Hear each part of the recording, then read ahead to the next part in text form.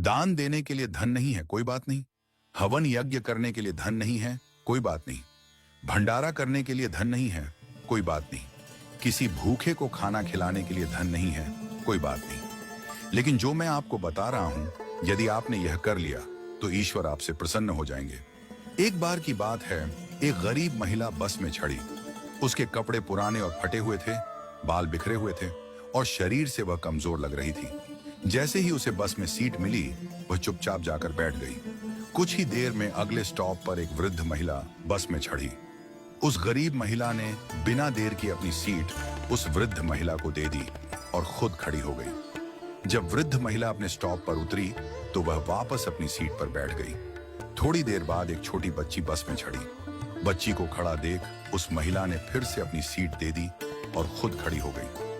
बच्ची का स्टॉप आने पर वह वापस अपनी सीट पर बैठ गई। इसके बाद एक गर्भवती महिला आई। इस बार भी गरीब महिला ने बिना सोचे समझे अपनी सीट दे दी और खड़ी रही। गर्भवती महिला के उतरने पर वह फिर से अपनी सीट पर बैठ गई। थोड़ी देर बाद एक सामान्य महिला बस में चढ़ी। वह न वृद्ध थी, न बच्ची, न गर्भवती, पूरी तरह स्वस्थ लग रही थी। फिर भी गरीब महिला ने अपनी सीट छोड़ दी और उस महिला को बैठा दिया।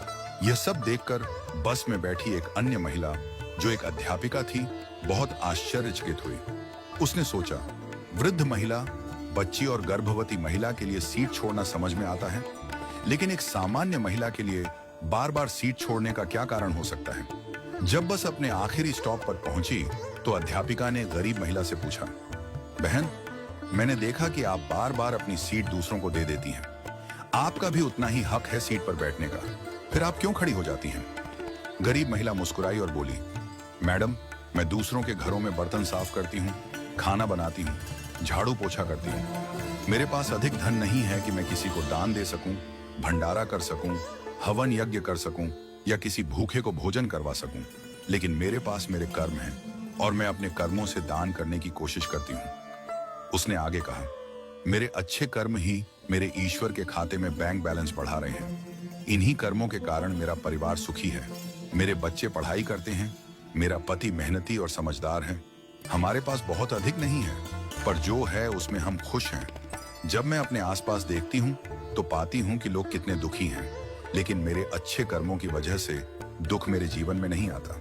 उस महिला की बातों से अध्यापिका की आंखों में आंसू आ गए। उसने कहा, मैं स्कूल में बच्चों को शिक्षा देती हूँ, पर आज असली शिक्षा तो तुमने मुझे दी है। आज से तुम मेरी शिक्षिका हो। तुम्हारा बहुत बहुत धन्यवाद। इस कहानी से हमें यह सीख मिलती है कि सेवा के लिए धन की आवश्यकता नहीं होती।